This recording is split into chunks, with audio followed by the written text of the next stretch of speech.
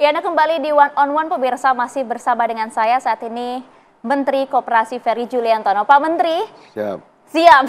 Tadi kan Anda sempat sampaikan baru pagi tadi sudah sempat mengunjungi Lebak Banten untuk melihat bagaimanakah pengoperasionalan dari koperasi desa ini ya Pak. Ya. Meskipun kita tahu Pak, kendalanya sebenarnya tidak sedikit pula untuk menjalankan koperasi desa ini. Dari mulai segi tata kelola seperti apa, SDM, bahkan juga pendanaan yang tentu resikonya juga cukup tinggi Pak. Bagaimana sebenarnya proses pendistribusian pendanaan bagi setiap koperasi desa ini Pak? Kalau sekarang sudah berjalan, paralel adalah penyiapan pengurus pelatihan, supaya mereka tahu bagaimana cara kerja koperasi. Kemudian juga mulai minggu lalu sudah kita roadshow dalam rangka untuk mensosialisasikan manual book dari masing-masing Bank Himbara yang berisi tentang tata cara pencairan plafon pinjaman yang disediakan dari Bank Himbara kepada koperasi-koperasi desa ini.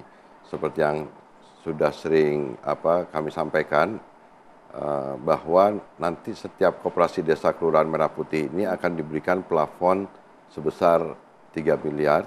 Dan kemudian sekarang sosialisasinya sudah jalan, kami selalu didampingi oleh masing-masing Bank Himbara, meskipun juga tidak hanya Bank Himbara tapi juga ada bank daerah, ada dari lembaga pengelola dana bergulir yang ikut juga membantu, tetapi tata cara pencairan plafon pinjaman ini penting untuk disampaikan sambil nanti didampingi oleh bank untuk melatih para pengurus koperasi itu membuat feasibility study atau proposal bisnis. Nah, besaran penggunaan 3 miliar itu kan tergantung relatif. Tiap koperasi. Jadi nanti kegiatan koperasi desa itu yang pertama dia akan memiliki gerai toko yang menjual tadi banyak sekali dari mulai gas, pupuk dan aneka kebutuhan masyarakat. Yang kedua, diharapkan koperasi desa itu juga bisa mengelola apotik desa, klinik desa, kemudian juga perkreditan. Saya nggak menggunakan istilah simpan pinjam, tapi perkreditan. Kelima itu pergudangan, nanti yang dilengkapi dengan berbagai peralatan yang tadi saya sebutkan. Cold storage dan lain-lain ya. Kemudian 6 logistik, plus dengan koperasi desa boleh melakukan kegiatan usaha produktif sesuai dengan potensi desa yang mereka miliki. Ada yang tanaman pangan, hortikultura, peternakan, perikanan, perkebunan, kerajinan, kuliner, silahkan. Tetapi Presiden ingin koperasi ini juga punya beberapa kegiatan yang mutlak murni dijalankan. Dari daerah itu sendiri, karena memang ada masalah besar di desa-desa yang tadi ada, kita harus membebaskan masyarakat desa itu dari rentenir, pinjol, tengkulak, kemudian kita memutus mata rantai distribusi yang panjang dan lain sebagainya. Nah, kemarin diputuskan ada peraturan Menteri Keuangan nomor 49 yang mengatur tentang penggunaan sumber keuangan dari Kementerian Keuangan, dan kemarin sudah keluar peraturan Menteri Keuangan nomor 63 tentang tata cara penempatan itu yang jumlahnya kemarin 16 triliun yang berasal dari sisa anggaran lebih. Nah, itu berarti 16T ini dari APBN? Dari APBN, tapi sisa anggaran lebih itu. Nah, tetapi tadi kami baru saja berkomunikasi dengan Kementerian Keuangan, ternyata sekarang sudah boleh menggunakan uang dari Bank Himbara itu, karena Menteri Keuangan yang baru sekarang sudah membuka keran lebih besar lagi untuk bisa menggerakkan koperasi desa. Jadi sekarang sekarang sudah boleh pengajuan pinjaman dari koperasi desa kepada bank-bank Himbara. Artinya ada tambahan untuk anggaran dari setiap koperasi desa? Saya kurang tahu persis, tetapi mungkin dari sumber yang oleh Kementerian Keuangan digeser untuk bisa digunakan kepada Bank Himbara dalam rangka untuk melakukan pembiayaan kepada koperasi desa itu. Tapi sekali lagi saya tegaskan Mbak Maria, ini bukan bantuan, ini pinjaman. Jadi tenornya untuk pemberian pinjaman ini 6 tahun, untuk tenor modal untuk penggunaan investasi itu 10 tahun, dan kemudian ada grace periodnya 6-8 bulan. Dan itu sangat ringan sebenarnya untuk sebuah badan usaha seperti koperasi desa ini untuk memulai usahanya. Oke, kalau modal itu memang harus dibantu, karena kan koperasi itu beda dengan badan usaha korporasi. Kalau korporasi itu kan adalah perkumpulan modal, tapi kalau koperasi ini adalah perkumpulan orang. Tetapi karena ini konteksnya adalah di masyarakat desa yang perlu justru dibantu, kalau hanya mengandalkan iuran pokok wajib dan sukarela dari orang desa, kan kalaupun sebanyak-banyaknya kita tentu tahu pasti ada keterbatasannya. Ya, tapi banyak juga kemudian yang bersuara soalnya, pemerintah Pak Menteri perlu untuk memodali mereka untuk supaya mereka bisa menggunakan dana tersebut untuk memulai usahanya. Bensin lah ya begitu untuk mereka kemudian bisa bergerak lebih cepat begitu ya. Kan sekarang terjadi orang desa hanya jadi nasabah di bank. Sementara uangnya banyak dipakai oleh orang-orang di kota, debiturnya bank kan banyak kan korporasi. Nah, koperasinya, sekarang masyarakat dibuatkan badan usaha supaya mereka bisa mendapatkan kucuran yang akan digunakan untuk kegiatan usaha produktif dalam skala pinjaman. Ya, tapi kan harapannya seperti itu karena banyak juga para pakar begitu ya, para pengamat yang kemudian bersuara. Kok nampaknya resikonya cukup tinggi ya dengan adanya koperasi merah putih yang dilihat begitu ya, mereka menilai ini nampak top down gitu karena harus ada pendanaan dari pusat, belum lagi kemudian model usaha dan juga sistem dari atas begitu. Ini seperti KUD, Pak.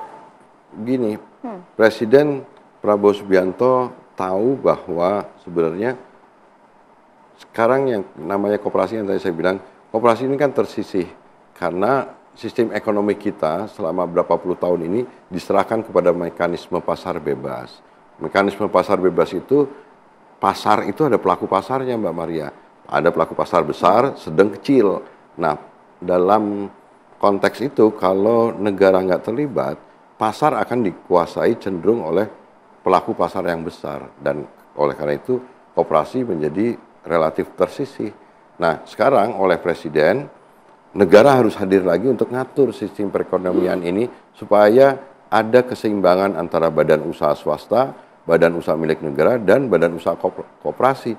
Jadi memang top down, yang namanya intervensi pemerintah itu top down. Kalau ada yang bilang bottom up, proses pembentukannya bottom up. Karena ada kekhawatiran Pak akan terjadi seperti KUD yang koperasi desa itu dibentuknya melalui musyawarah desa khusus. Semua unsur terbaik yang ada di masyarakat itu terlibat membentuk, proses pembentukannya tetap dari bottom bawah up.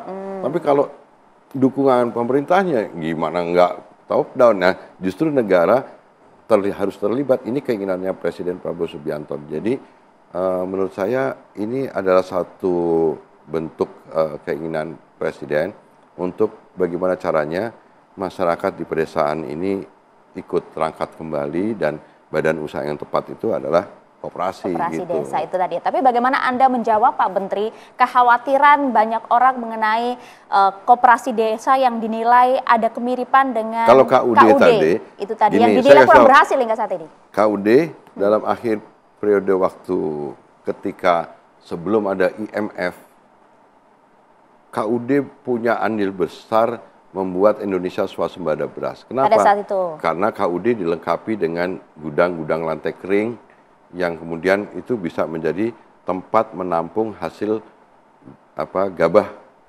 dan beras dari petani Indonesia. Ingat waktu itu pernah kita swasembada. Tapi KUD ini menurut saya kalah karena International Monetary Fund, Michael Kamdesu pada saat itu memaksa pemerintah Indonesia untuk menyerahkan sistem perekonomian Indonesia kepada sistem ekonomi yang tadi diserahkan kepada mekanisme pasar itu. Dan karena mekanismenya pasar bebas, akhirnya ya membuat koperasi menjadi KUD yang tadinya maju, kemudian berangsur-angsur kehilangan relevansinya, kalah bersaing dengan korporasi-korporasi itu. Koperasi desa ini beda? KUD akhirnya banyak yang kemudian tinggal melakukan kegiatan simpan pinjam. Tapi saya harus ngasih tahu ke Maria, kita harus menghormati KUD-KUD untuk tetap melakukan dan mempertahankan eksistensi mereka dengan melakukan kegiatan simpan pinjam, karena itu bentuk mekanisme bertahannya KUD ini. Dan buktinya sekarang KUD kita akan libatkan kembali. Tapi tertatih-tatih mereka, Pak. Karena pemerintahnya, pemimpinnya abai terhadap koperasi. Lupa kalau koperasi itu adalah soko guru perekonomian nasional. Lupa baca-baca Undang-Undang 45 lagi. Lupa baca pasal 33. Hampir sekian puluh tahun pasal 33 itu diumpetin di laci itu. Jadi menurut saya sekarang justru Presiden ingin meneruskan cita-cita para pendiri Republik dan ingin mengembalikan lagi arah pembangunan ekonomi ini sesuai dengan Undang-Undang 45 dan khususnya pasal 33. Dan ini menurut saya benar. Jadi para pendahulu negeri ini, pendiri Republik ini sekarang tersenyum gembira lagi. Dan karena cita-citanya sekarang diteruskan lagi dalam pemerintahan Presiden Prabowo Subianto, dan kebetulan Kementerian Koperasi punya amanat untuk bisa mengemban tugas ini.